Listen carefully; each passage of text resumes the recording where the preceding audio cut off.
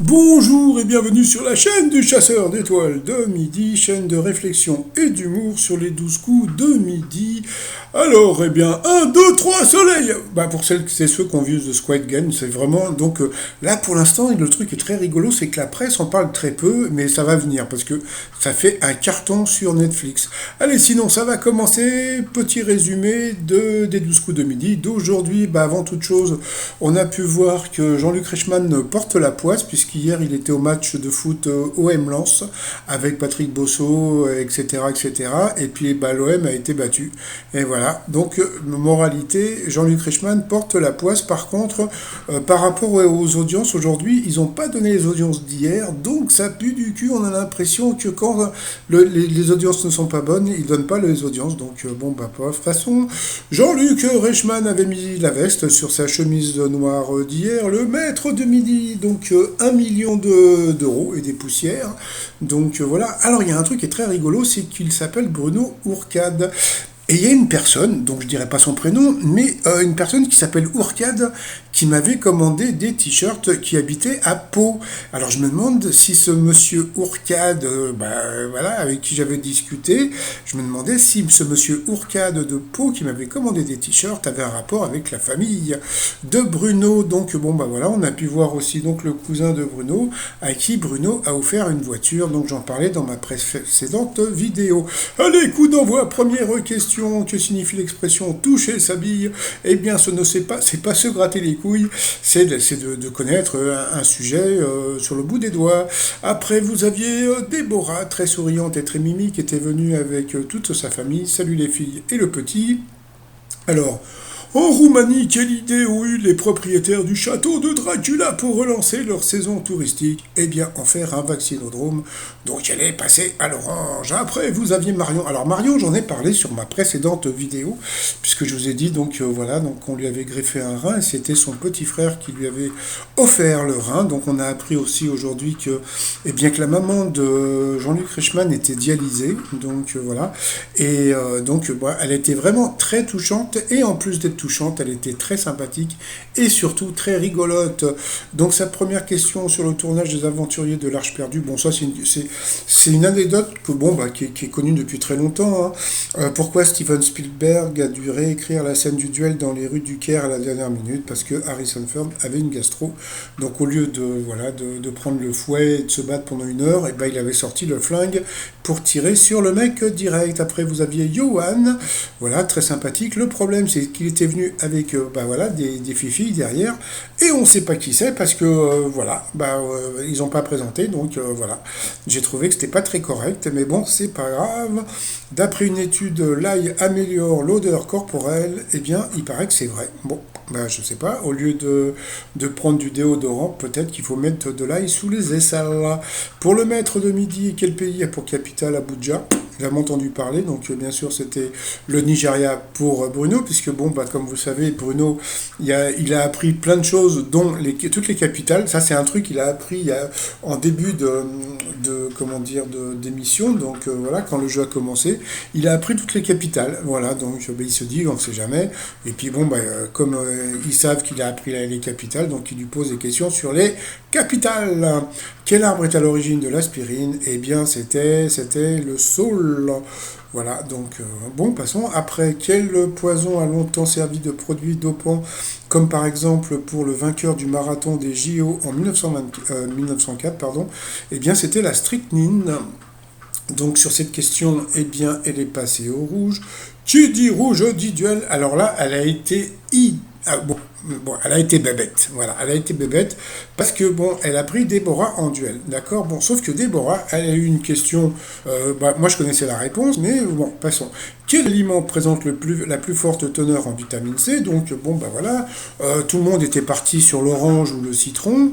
Bon, moi, je savais que c'était le chou vert, d'accord, mais Ils ont posé la question à tout le monde, sauf à Bruno. Et pourquoi? Parce que Bruno ne le savait pas.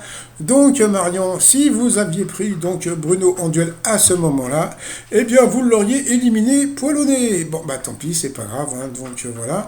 Donc eh ben, du coup Marion, Bruno et Johan se sont retrouvés donc au coup par coup. Alors quel terme a un rapport avec les odeurs? Donc voilà, la mauvaise réponse c'était le boisseau, mais là tout le monde a trouvé la bonne réponse. Ensuite, qu'est-ce qui évoque l'époque de la Révolution française? Eh bien la mauvaise réponse c'était le gâteau financier. Donc là, on a appris un autre truc, c'est que Jean-Luc Reichmann, le matin, en semaine, c'est au petit déjeuner un gâteau financier et le week-end des œufs. Et ben voilà, on apprend plein de trucs sur Jean-Luc Reichmann. Après, quel titre est au répertoire d'un chanteur dont le nom de scène est composé de deux prénoms? Donc la mauvaise réponse, c'était Dancing in the Dark, Bruce Springsteen, pourtant c'était hyper connu. Par contre, Bruno ne connaissait pas les autres, surtout Fess, George Michael, en général, il aurait pu connaître, donc je pense que ça lui est revenu plus tard. Et sur cette question, donc elle est passée au rouge, qui dit rouge dit duel, elle a eu les oiseaux, les ovaires de prendre le maître de midi en duel, bon mais sauf que là, ils lui ont filé une question encore de bébé, parce que franchement, je pensais vraiment qu'ils allaient lui mettre une question plus dure, qui était président des États-Unis d'Amérique pendant la guerre de sécession et fut assassiné dans un théâtre en 1865, eh bien sûr c'était Abraham Lincoln, donc c'était une question assez facile, mais bon voilà, c'est toujours comme ça que ça se passe. Donc tant pis pour la très sympathique Marion. Donc ensuite Bruno et Johan se sont retrouvés au coup fatal, et en ce moment là qu'est-ce qu'ils ont fait comme d'habitude? Ils ont envoyé la pub. Ah, alors, retour de pub, donc Johan et le Bruno se sont retrouvés donc en coup fatal, et puis au début, donc on commençait à voir que Johan prenait le pas un petit peu sur Bruno, et puis donc là on voyait même que Bruno ne connaissait pas Kalsum, pourtant c'était assez simple. Là donc ils lui ont posé des questions sur l'alphabet grec, et comme vous savez c'est son sujet de prédilection. Et puis après, ça a été le coup de grâce pour Johan. Hein, voilà, donc, quel nom porte l'ensemble des matières organiques qui se développent sur la couche superficielle d'un sol? Donc c'était l'humus, hein, d'accord? Mais bon, regardez, la question elle a fait 3 km. En plus, voilà, donc elle n'est pas évidente. Donc voilà, c'est ce qu'on appelle la question qui tue, que en général les candidats prennent dans la tronchetta. Donc voilà, idem encore, donc dans Star Wars, quelle planète Dark Vador a-t-il désintégré juste pour impressionner la princesse Leila? Donc voilà, si t'es pas fan de Star Wars, bing dans la tronche de Johan. Bon, ça c'était des questions pour le Bruno. Quel est le prénom du philosophe Finkielkraut? Donc bien sûr, c'était Alain. Après, ça c'était encore une question pour Johan. Quel chanteur à la voix rauque interprète en 1979 quand t'es dans le désert? Donc voilà, donc je sais pas quel âge il a, mais bon, Cap de Vielle pour le connaître, il faut être un petit peu plus vieux que lui. Après, selon l'expression consacrée, de quoi les voyantes sont-elles les diseuses? Bon, c'était de bonne aventure, mais à partir du moment où il l'avait complètement déstabilisé, il perdait un peu les pédales. Hein. Et puis donc là, c'était des questions pour Bruno. Donc l'insoutenable légèreté de l'être, donc bien sûr c'était Kundera. Et puis ça a été donc la poule au pot pour Bruno. Donc en plus, comme on sait, il habite pas loin de Pau, donc encore un foutage de gueule. Et puis à la fin, le pauvre Johan n'a pas pu faire grand chose. Donc voilà, donc Johan, si vous regardez donc l'émission au replay, vous verrez que voilà, même au niveau des questions, le Bruno, il est aidé. Comme dirait l'autre, on n'est jamais trop aidé dans la vie. Je ne fais pas la liaison. Voilà, donc après, par rapport au coup de maître, alors qu'on rigole un petit peu d'après l'expression, quand on prend ses jambes à son cou, on s'enfuit. Donc voilà, c'était assez simple. Ensuite, je pensais vraiment qu'il allait lui filer les 30 000 boules. Dans quel pays sont originaires, c'est bien ce que je disais, les cœurs de l'armée rouge? Donc bien sûr, c'était l'Union soviétique. Après, d'où est l'inconnu selon le titre de l'enquête polar de la journée journaliste Florence Obnas. Ça, c'est très rigolo parce qu'il ne connaissait pas Florence Obnas. Donc, bon, pourtant, c'était une otage très connue. Donc, voilà. Donc, il a dit oh, je vais dire la poste, ça sonne bien. Et c'était ça. Donc, coup de bobole pour le maître de midi. Ensuite, dans quelle ville fortifiée peut-on voir la tour de Constance? Donc, eh ben, je crois que c'était Aiguemorde. Donc là aussi, donc je pense qu'il a dit au pif. Donc bravo aussi à lui. Et puis alors à la fin, là, c'était un peu foutage de gueule.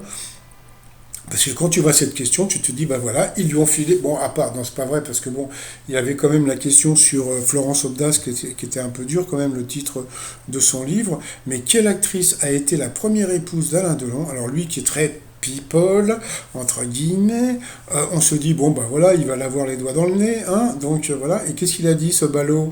Qu'est-ce qu'il a dit? Bah il a dit Mireille d'Arc. Alors bon, je veux pas dire, bon, je sais qu'elle est née le même jour que moi, bon, pas de la même année, mais bon, Mireille d'Arc n'a jamais été mariée avec Alain Delon, ni Romy Schneider. Donc bien sûr, c'était Nathalie Delon, donc bon, voilà. Donc bon, champion du monde, champion du monde, champion du... Bah ouais, champion du monde, mais il connaît pas Nathalie Delon, pourtant c'est hyper connu. Donc voilà, bah là, du coup, bah, il a gagné que 3000 balles, donc ça lui fait 1500 euros dans la poche. Mais vu que maintenant il est millionnaire, hein, il s'en fout un peu, ça lui fait de l'argent de poche. Par rapport à l'étoile mystérieuse, bon bah voilà, donc ça bouge pas trop, donc c'est toujours pour moi Marion Gamme. Donc sinon, bah, moi je pense que bientôt Bruno donc va se faire éliminer. Alors par qui et quand, pour l'instant, je ne sais pas. Par contre, je sais qui le sait. Puisque, comme je vous l'ai dit la dernière fois, comment dire, le magazine Télé Loisirs, c'est le magazine qui a balancé l'étoile mystérieuse, c'est parce que Bruno l'a balancé. Donc je pense que bon, les magazines people du style Télé Loisirs, Voici, etc., connaissent la réponse, savent quand est-ce qu'il va se faire éliminer, sauf qu'ils ne veulent pas le dire pour éviter de se faire, comment dire, plus ou moins blacklister de l'émission, parce qu'ils ne veulent pas qu'on dise s'il est éliminé ou pas. Je pense qu'il va bientôt se faire éliminer. Alors quand, pour l'instant, je n'en sais rien. Alors qui sera le prochain maître de midi? Plutôt grand maître de midi, parce que bon, je pense que bon, bah, quand il va se faire éliminer comme d'habitude, il va y avoir un petit peu, comment on appelle ça, plusieurs maîtres de midi qui vont succéder, puis d'un seul coup, comme par hasard, il va y avoir un mec qui va débarquer en disant ah bah oui, il y a une personne qui n'a pas pu venir, donc je suis venu parce qu'il ne pouvait pas venir, et quand même par hasard, et donc ça va être le plus grand maître de midi. Alors après, quel genre de maître de midi ça va être? Alors là, c'est très étonnant, parce qu'on a eu droit à l'autiste, on a eu droit au gay, on a eu droit au boulanger, on a eu droit à, comment dire, au mec au RSA, etc. Donc on se demande qui va devenir maître de midi. Moi, je trouve que ce serait super rigolo que ça soit une personnalité. Je sais pas, moi, on va dire un acteur au chômage, ou même pas au chômage, mais un mec très connu qui vient passer les sélections, mais comme un autre candidat, et puis en fin de compte, on s'aperçoit que c'est une bête, voilà, donc ça serait très rigolo que ça soit ça, et comme je sais que quand j'avais créé ma chaîne, j'avais dit, ça serait super rigolo que ça soit un autiste qui soit maître de midi, et puis toc, 1 ou 2 mois après, on a vu débarquer, donc, je sais même plus son prénom, Paul, donc là, ça serait drôle que bientôt, eh bien, vous allez avoir peut-être un maître de midi hyper connu, donc ça, on verra plus tard. Sinon, bah, par rapport aux audiences d'hier, donc c'est le film avec Tom Hanks, Sully, qui est arrivé premier à 4 millions, suivi de L'école buissonnière à 2,9 millions. En ce moment, là, 2 sur les films, ils sont un peu... voilà. Et puis, donc, ce soir, donc, je pense que ça va être encore une banane pour quoi, pas une banane, mais bon, je pense que c'est encore L'amour est dans le pré qui va arriver premier, suivi de l'affaire française, l'histoire du petit Grégory, etc., etc. Allez, t-shirt du jour. Donc, le t-shirt 1, 2, 3 soleil. Pour celles et ceux qui ont regardé donc la série qui va cartonner, je vous dis, qui cartonne déjà sur Netflix, je ne sais plus son nom, le game, et puis donc le t-shirt, l'argent ne fait pas le bonheur, avec les 4 plus grosses fortunes du monde, tout ça sur le site romignon.com. Alors, qui mérite plus de gagner? Est-ce que c'est celui ou bien lui? Bon, voilà. Allez, je vous souhaite une très très bonne journée, et je vous dis à demain, portez-vous bien, et surtout, portez-vous. Allez, bye bye.